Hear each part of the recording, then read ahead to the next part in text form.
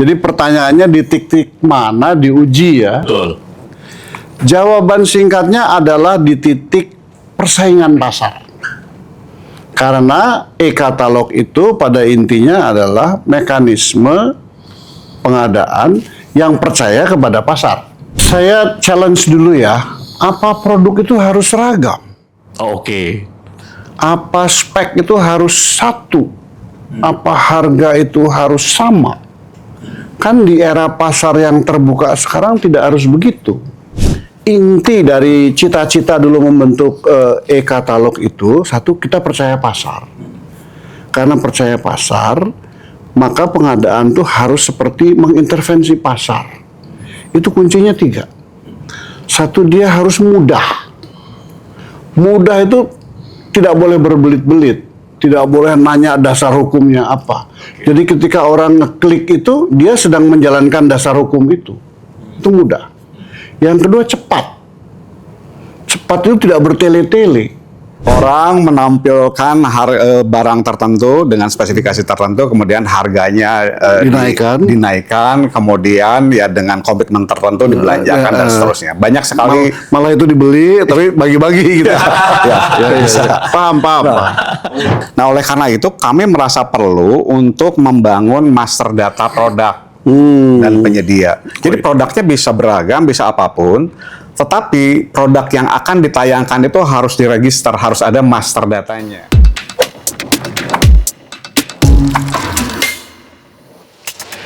Halo Sobat Kredibel, selamat datang kembali di podcast Epicentrum Pengadaan, bincang hangat seputar pengadaan. Saya Maxi Osmon yang akan menjadi host pada podcast series Epicentrum Pengadaan kali ini. Sobat Kredibel, podcast Epicentrum Pengadaan adalah podcast series LKPP yang mengulas atau membahas seputar kebijakan pengadaan barang jasa pemerintah, sistem pengadaan, dan tentunya isu terkini yang sedang hangat terkait pengadaan. Sobat Kredibel, katalog elektronik terus berkembang mengikuti kebutuhan pengadaan yang semakin dinamis. Dengan ditetapkannya pendekatan proses bisnis yang baru, sistem ini tentu saja tidak hanya berfungsi sebagai tempat belanja, tetapi juga sebagai alat untuk menjaga kualitas data, transparansi, dan keteraturan di dalam proses. Lalu seperti apa sih proses bisnis baru pada katalog elektronik versi 6 dan bagaimana wajah barunya ke depan? Kita ngobrol langsung dengan narasumber kita hari ini. Ada Bapak Agus Prabowo, Kepala LKPP ketiga, dan juga Pak Patria Susantosa, Deputi Bidang Transformasi Pengadaan Digital. Apa kabar Bapak-Bapak? Baik. Terima kasih. Sehat walafiat begitu ya. Walaupun seminggu ini kayaknya Jakarta kurang matahari, tapi kita masih sehat walafiat begitu ya. Nah, Bapak-Bapak, kita mau diskusi sedikit tentang proses bisnis yang baru di katalog versi 6, tetapi juga tentu saya dengan hadirnya Pak AP di sini, beken dipanggil Pak AP begitu ya. Kita tentu juga mungkin mendengar sedikit cerita tentang bagaimana perjalanan katalog ini ya. Baik, Pak AP, Pak Deputi, kita langsung saja sejauh mana katalog ini memudahkan begitu ya, dan bagaimana tantangannya di lapangan yang masih dirasakan saat ini. Kita langsung saja Bapak, yang pertama nih saya mau nanya ke Pak AP terlebih dahulu. Dalam praktek pengadaan nih Pak, di titik mana katalog elektronik itu mulai diuji bukan lagi sebagai sistem, tetapi sebagai alat atau tata kelola begitu? Oke. Pertama terima kasih dulu ya, sudah diundang. Terima kasih Maxi sudah diundang, Pak Patria juga. Jadi pertanyaannya di titik mana diuji ya? Betul. Jawaban singkatnya adalah di titik persaingan pasar. Karena e-katalog itu pada intinya adalah mekanisme pengadaan yang percaya kepada pasar. Pasar itu adalah pertemuan demand dan supply, atau orang ada demand mencari supply, orang punya supply menawarkan supaya ada demand melalui proses persaingan. Jadi titiknya adalah persaingan. Nah, di masyarakat kita ini sekarang ini yang namanya semacam e-katalog atau pasar elektronik ini banyak. Tidak hanya e-katalog loh. Ada Tokopedia juga kan?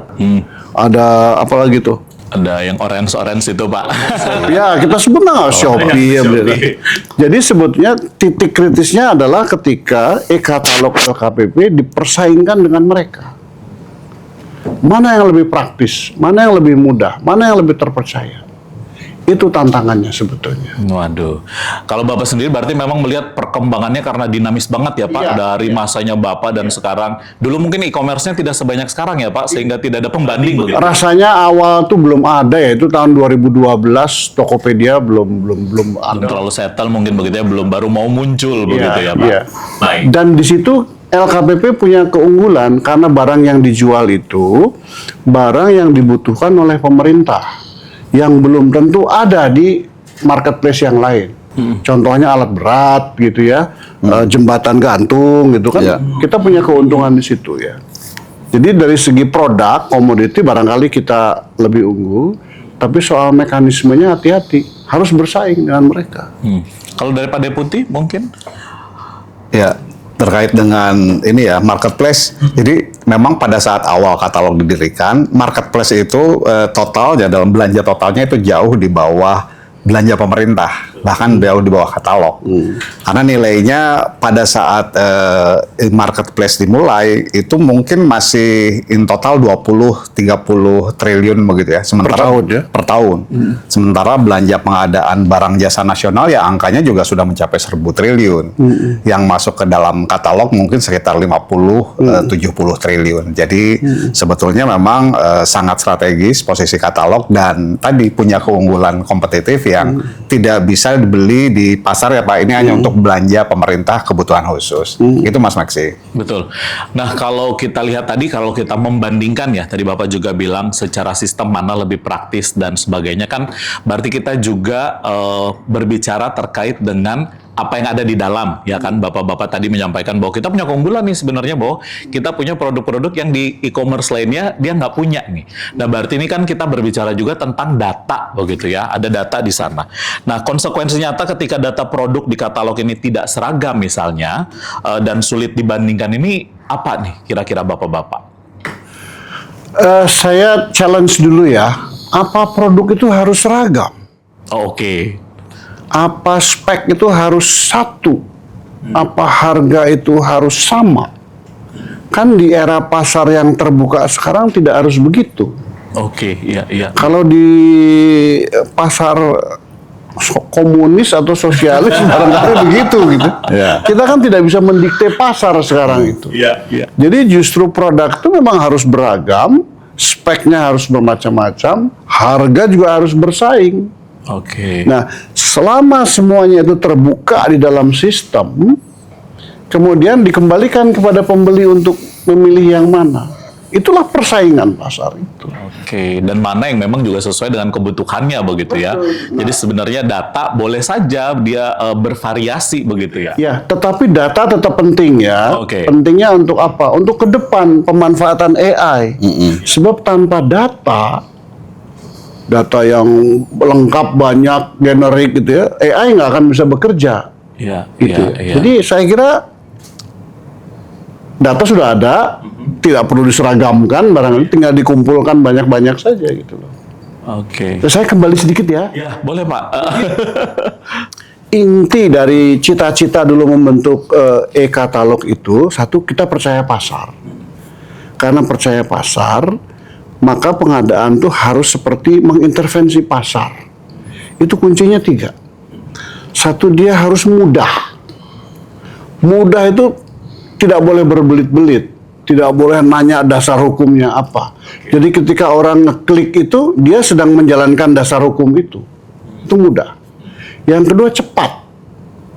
Cepat itu tidak bertele-tele. Dulu tender alat berat 2 bulan, 6 bulan. Sekarang beli bisa 1 menit, 10 menit. Gitu ya. Itu cepat. Yang ketiga nih yang terpercaya.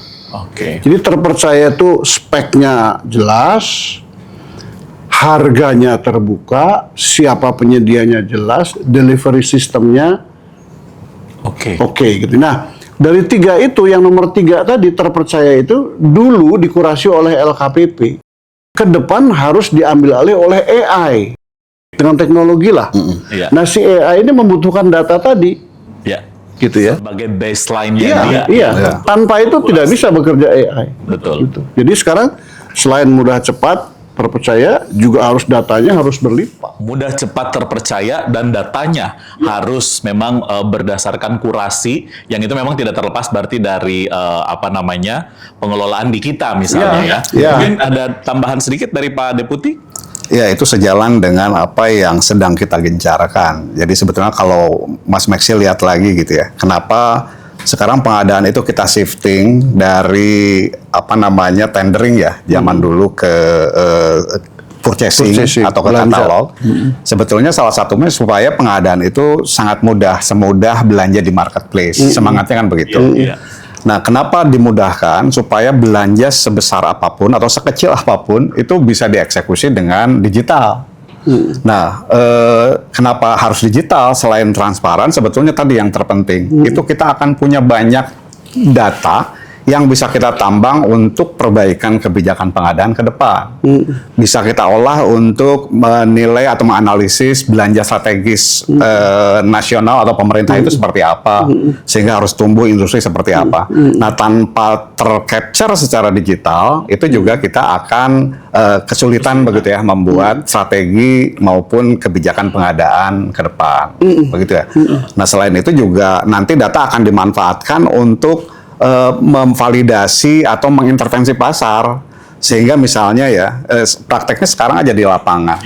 Kalau kita belanja online begitu ya, maka harga itu kan akan mudah dikomparasi satu sama lain karena datanya semua tercantum di situ. Kemudian juga kita bisa melihat kinerja penyedianya berdasarkan ulasan atau informasi dari pembeli lainnya yang juga datanya tercapture di situ. Seperti rating itu ya. Seperti rating. Sehingga ya itu menjadi informasi yang sangat bermanfaat buat pembeli untuk membuat keputusan. Jadi data itu bisa dimanfaatkan secara mikro dalam proses transaksi atau secara makro untuk membuat kebijakan. Wah, jadi memang betul ya, balik lagi bahwa memang data itu tetap diperlukan, bukan untuk dalam tanda petik disamaratakan begitu tadi Pak ya, tapi memang dalam dinamikanya data ini sendiri, dia adalah fondasi begitu untuk ke depannya. Saya pikir mungkin dulu sebenarnya waktu sistem ini dibangun pun mungkin AI ini belum menjadi belum terpikir, belum ada. jadi sesuatu yang waktu itu bakal di depan 10 tahun lagi ini ada AI ini, benar kan Pak? Jadi tetapi kita kemudian sampai di titik ini bahwa ternyata untuk bekerja dengan AI pun kita membutuhkan fondasi data yang pas begitu ya, yang benar. Nah, ngomong-ngomong tentang data ini Pak Deputi, kita kemudian masuk bahwa akan ada penerapan master data begitu ya Pak, master data produk di katalog versi 6, khususnya ini dalam tahap pertama begitu ya Pak, kita mau dicobakan dengan laptop begitu. Nah, apa pertimbangan utama kita nih untuk memilih laptop sebagai titik awal kebijakan ini, atau kemudian mungkin Bapak bisa menyampaikan nih semangat dari master data ini nih seperti apa begitu? Baik. Ya, pertama saya ingin menyampaikan tadi kan Pak Wo menyampaikan bahwa seharusnya sih di pasar itu produk bisa tayang apapun gitu ya. Spesifikasi biarkan beragam, harga beragam, penjual banyak begitu ya. Itulah pasar gitu ya. Nah, harapan kita juga begitu. Tapi memang setelah kita implementasi begitu ya, dengan kebebasan pasar katalog hari ini, semua orang asal punya akun, kan ini seperti marketplace, semua orang punya akun bisa menayangkan apapun, begitu ya. Sebagian bertanggung jawab, sebagian juga menyalahgunakan. Ini fakta ya yang kita evaluasi, begitu ya. Harapan kita kan tidak begitu, begitu ya, tidak di-abuse, kebebasan itu tidak disalahgunakan, tapi prakteknya memang terjadi. Siapapun asal punya akun bisa menayangkan produk apapun dengan atribut yang beragam, termasuk harganya, gitu ya. Toh kalau harganya ketinggian nggak akan dibeli misalnya ya oleh pembeli lain. Nah, dalam situasi normal ya begitu, tetapi dalam kondisi di abuse tadi bisa ada saja sesuatu bisa saja artifisial begitu ya. Orang menampilkan barang tertentu dengan spesifikasi tertentu, kemudian harganya dinaikkan, kemudian ya dengan komitmen tertentu dibelanjakan dan seterusnya. Banyak sekali malah itu dibeli tapi bagi-bagi gitu. Bisa. Paham. Nah, kemudian setelah itu yang agak repot diturunkan karena anytime yang bersangkutan bisa menurunkan produknya seperti di marketplace, sehingga harga tinggi tadi tidak terlihat oleh publik. Dan celakanya transaksinya juga bisa terjadi di malam hari misalnya, dan seterusnya. Itu praktek di lapangan. Dan ini pakai duit negara soalnya. Dan ini pakai duit negara. Nah, kemudian juga ada fenomena lain kalau tidak terstandar begitu ya barangnya atau produknya, produk itu bisa diciptakan berbeda satu sama lain, jadi tidak identik. Nah, ditambahkan satu spesifikasi tertentu, gitu ya, itu akan membedakan harga. Nah, itu juga seringkali, mohon maaf, disalahgunakan lagi. Bahwa kami nggak bisa di-compare dengan produk X karena ada bedanya di spesifikasi. Itu mungkin mirip seperti kalau es teh saja 10.000, es leci teh 20.000. Iya. Lanjut Pak. Bisa lebih lanjut lagi, misalnya tehnya apa, tehnya ditanam di mana, pokoknya kami lain gitu. Sehingga komparasinya jadi tidak sah begitu kalau tidak apple to apple. Ya itu bisa di-create. Nah, oleh karena itu kami merasa perlu untuk membangun master data produk dan penyedia. Jadi produknya bisa beragam, bisa apapun, tetapi produk yang akan ditayangkan itu harus diregister, harus ada master datanya. Ini produk apa, tipe apa, spesifikasinya seperti apa, kemudian referensi harganya berapa. Nah, kenapa perlu itu? Karena esensinya kita memerlukan istilahnya single source of truth begitu ya, terhadap produk tayang maupun penyedia. Jadi kita harus punya keyakinan bahwa produk yang ditayangkan ini memang di-create dan dijual, bukan black market misalnya, dengan tipe yang formal, yang resmi, dan bisa dikomparasi satu sama lain, gitu ya. Nah, kira-kira apa manfaatnya? Manfaatnya tentu akan meningkatkan kepercayaan publik terhadap kebenaran data yang ditayangkan, termasuk penyedia yang jualannya. Karena itu menjadi penting tadi, menyambut apa yang disampaikan Pak Wo tadi. Siapa yang bisa kasih data itu? Data. Nah, yang bisa kasih data adalah yang menguasai datanya, dalam hal ini pemilik informasi sahnya adalah prinsipal. Untuk kasus laptop ya? Untuk kasus laptop, begitu. Nah, dampak operasional juga besar, Mas Maxi. Karena yang pertama, reusable istilah kita. Jadi, informasi di master data ini bisa dimanfaatkan untuk input misalnya. Jadi, kalau hari ini penyedia yang banyak jualan itu nginput satu-satu terhadap produk yang sama. Dan akibatnya kalau nggak redundant, inkonsisten.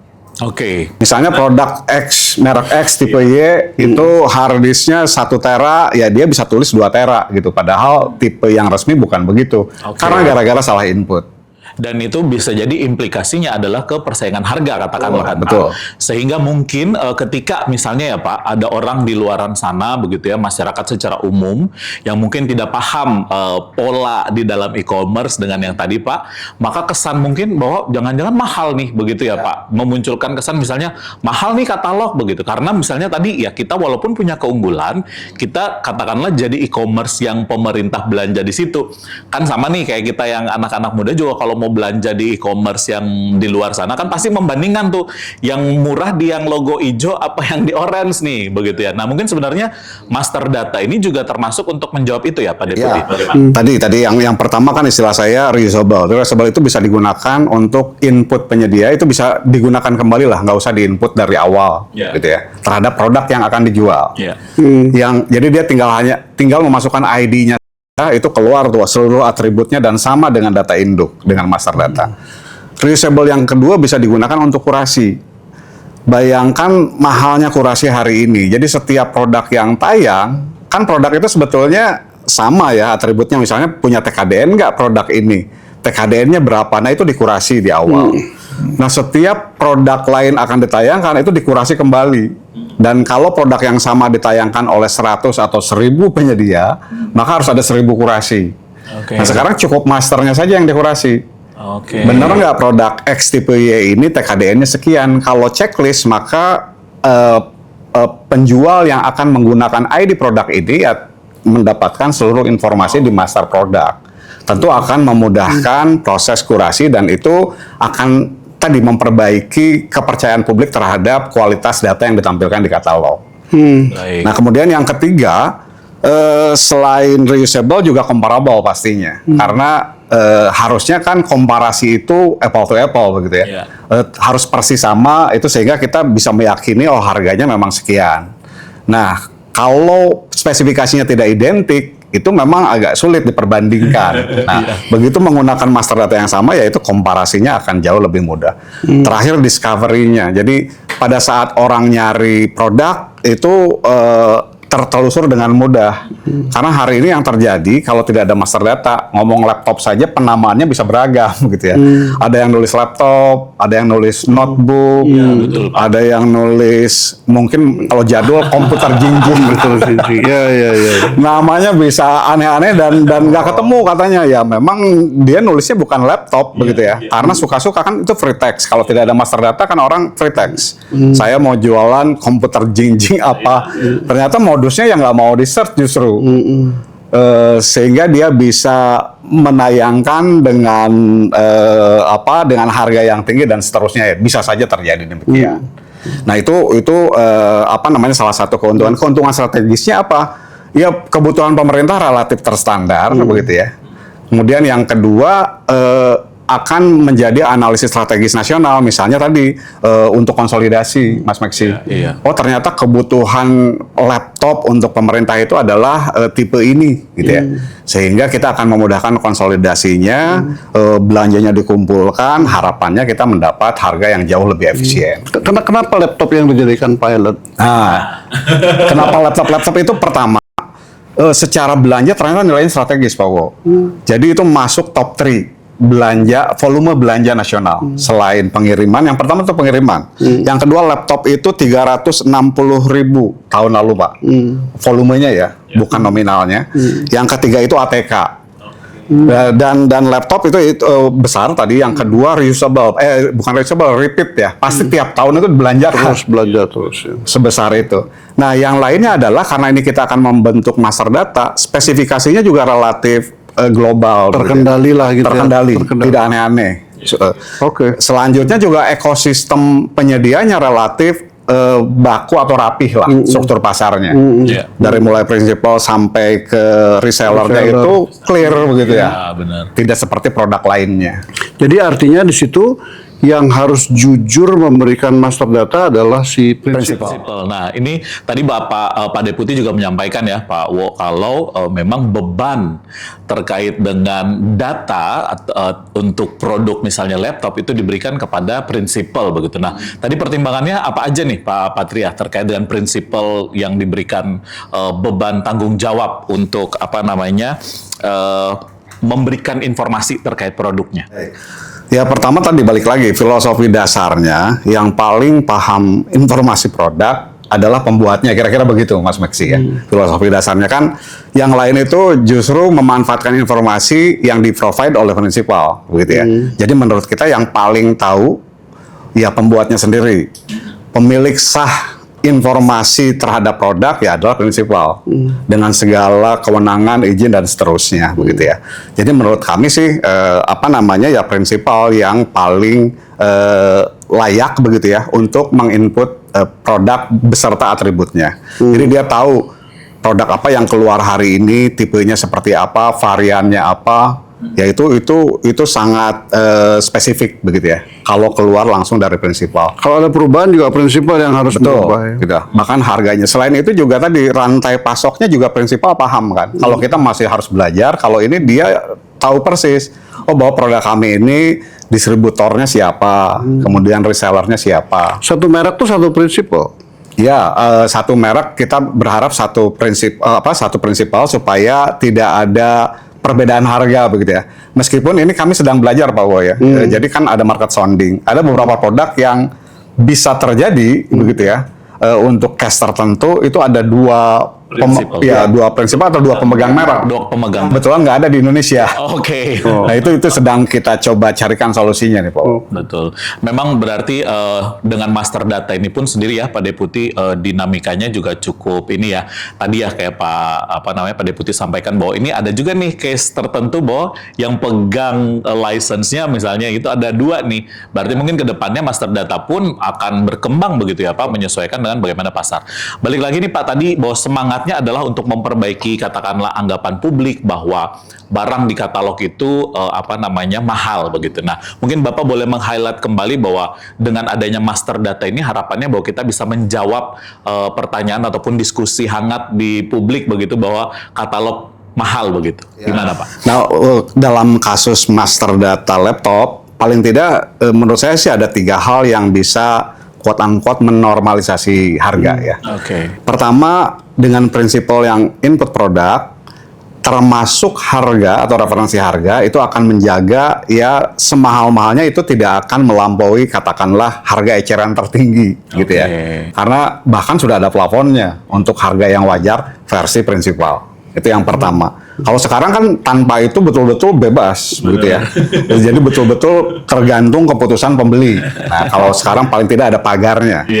Itu yang pertama.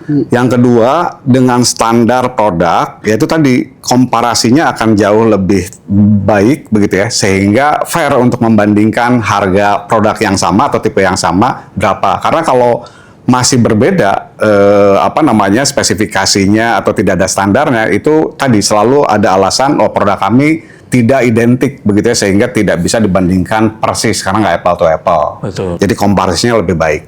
Dan yang ketiga, penyedianya juga relatif selektif. Jadi dia akan menjaga reputasinya harusnya karena ditunjuk prinsipal untuk penjualan gitu. Jadi dia akan menjaga produk yang ditayangkannya itu juga benar gitu ya. Baik produknya bukan black market begitu ya. Kemudian juga harganya nggak akan ngawur harusnya. Karena dia akan mempertahankan reputasinya supaya tidak terjadi sesuatu di kemudian hari. Nah, hari ini yang terjadi karena dibebaskan sama sekali siapapun boleh jualan begitu ya. Ya bisa seenak hatinya untuk menayangkan produk apapun dengan varian apapun termasuk harganya. Bahkan si prinsipal tidak bisa ngontrol juga ya. Bahkan prinsipal tidak bisa ngontrol juga. Sistem yang sebelumnya Pak ya. Siapapun boleh jualan kan. Betul. Jualan barang yang sebetulnya ada di bawah kendali prinsipal kan. Betul. Dengan harga semau dia gitu. Iya. dalam case yang lain misalnya katakanlah license Pak, software. Hari ini tuh sudah tidak tren lagi orang jualan software pakai compact disc. Kalau zaman dulu ya ada, ya kan? Nah sekarang tuh udah nggak ada, relatif pakai subscribe. Gitu ya. Nah tapi di katalog kita masih ada tuh perusahaan yang jual katakanlah software tertentu, license tertentu pakai compact disc dan harganya juga nggak terkontrol. Padahal mungkin kalau generasi sekarang udah nggak paham tuh Pak compact disc itu apa ya, lebih mengenal subscribe begitu ya. Kalau dari Pak Wo sendiri dengan master data ini, kira-kira apakah memang kita bisa nih untuk menyampaikan kepada publik bahwa di katalog nggak mahal begitu? Oke, yang saya paham adalah e-katalog dulu zaman saya ya, sebelum 2000 sebelum tahun 2000. Sekarang kan sudah berkembang nih. Berkembang menjadi versi 6 yang nanti ujungnya akan dikurasi oleh AI. Ya kalau itu tadi seperti dijelaskan Pak Patria ya. Tapi kalau dibandingkan dengan saya, apapun caranya dengan AI sekalipun, prinsip dasar 3 itu mesti dijaga terus. Mesti cepat, mesti mudah, mesti terpercaya. Nah, ekspresi dari terpercaya ini adalah audit. Jadi si pembeli tidak perlu diaudit lagi. Kalau sekarang dengan yang versi 6 ini kan si pembeli masih diaudit kan, seolah-olah setelah beli laptop ditanya kenapa belinya yang ini, kenapa harganya segini, gitu kan ya. Nah itu nggak boleh lagi. Setelah lewat AI nanti pembeli itu ya punya kemerdekaan untuk memilih dan membeli. Kalau masih beli sepatu, terus ditanya kenapa kamu beli sepatu, itu kan nggak enak kan. Intinya itu pesan yang ingin saya sampaikan di entah nanti namanya versi 7 atau apalah saya nggak tahu. Dengan 3 prinsip tadi ya Pak. Jadi dinamika silahkan jalan terus sesuai dengan teknologi, situasi, tapi prinsip dasarnya mesti dijaga. Gitu. Baik. Untuk melihat arah kebijakan ini nih, kalau dari Pak Ape sendiri, apa harapan Bapak terhadap katalog ke depannya? Tadi sebenarnya mungkin sudah sedikit nge-spill nih, tapi kira-kira dari Bapak sendiri bagaimana? Harapan saya bersaing dengan marketplace yang ada di masyarakat ya. Kalau Pak Deputi? Tentu sama lah, meneruskan apa yang disampaikan. 3 kata kunci itu sakti menurut saya. Cepat, tepat, terpercaya. Mudah, terpercaya. Cepat, mudah, terpercaya. Nah itu yang akan harus kita jawab memang. Terpercayanya hari ini jadi challenge nih, begitu ya. Karena kemarin kita pokoknya kayak marketplace, semudah marketplace supaya sebanyak-banyaknya on board. Memang iya, dari sisi tingkat partisipasi betul meningkat termasuk UMKM. Tapi dari sisi pengendalian kualitas itu memang jadi challenge. Sehingga ya kita harus terus temukan begitu ya formulanya, hasil evaluasi tentunya, supaya ya betul-betul tadi katalog yang kita bangun memang menjawab yang 3 tadi itu sangat baik menurut saya, cepat, mudah, dan terpercaya. Siap. Ini harus ada pesan balik kepada prinsipal sekarang. Iya. Jadi kan sekarang LKPP akan berhadapan dengan prinsipal. Betul, kan? betul. Si prinsipal mesti ngapain nih sekarang? Oh iya. Betul. Kan gitu. Oh, iya, iya. Nggak perlu. Ini memang 2 hari ini ya, atau 2 minggu ini minggu lalu kami market sounding. Tadi menyampaikan informasi kepada prinsipal kami kumpulkan, Pak. Oke. Sudah kami kumpulkan, sudah bicara langsung termasuk isu-isu dari versi mereka. Karena ini kan versi kita. Nah, kemudian tadi juga ada kelanjutannya menjawab isu-isu yang kemarin dicatat. Mudah-mudahan sih sejauh ini responnya positif, Pak. Oke. Bahkan itu menjadi harapan prinsipal hari ini, karena dengan situasi penayangan atau pencantuman produk yang tidak terkendali dan prinsipal sendiri tidak bisa menjangkau itu, mereka merasa dirugikan sebetulnya. Iya. Banyak tidak ada jaminan produk begitu ya, apakah itu resmi atau black market dan seterusnya, sehingga hari ini mereka sangat mendukung. Mungkin pesannya ya, mari kita manfaatkan atau kesempatan ini gitu ya untuk menampilkan produk yang memang seharusnya dijual sesuai dengan kebutuhan pemerintah dengan harga yang wajar sebagai HET-nya. Mungkin itu, Pak. Jadi jual beli kepercayaan antara LKPP dengan prinsipal gitu kan. Yang ini percaya kepada prinsipal, prinsipalnya jangan sampai mengabuse juga kan. Betul. Sekali dia mengabuse kan kacau semua tuh. Betul. Betul, sehingga memang harus juga menjadi dipantau begitu ya Pak, dipastikan bahwa mereka pun juga paham bahwa tujuan besar kita dengan 3 prinsip yang tadi begitu ya, bahwa mudah diakses, kemudian terpercaya dan juga cepat begitu. Baik, ini terima kasih banyak Bapak-bapak sudah berkenan untuk meluangkan waktu.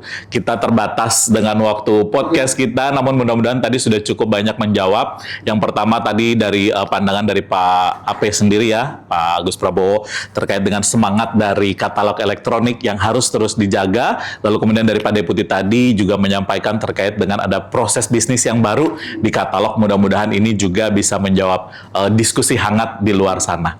Baik, terima kasih banyak sekali lagi Bapak-bapak sudah hadir bersama-sama dengan kami. Terima kasih sudah nonton dari awal sampai akhir dari podcast Epicentrum pengadaan episode ke-13. Jangan lupa subscribe, ikuti podcast kami untuk mendengarkan lebih banyak cerita inspiratif lainnya, dan jika ada pertanyaan atau topik yang ingin kalian ketahui, boleh nih untuk komen di sosial media LKPP. Terima kasih, sampai bertemu lagi di episode selanjutnya. Salam pengadaan.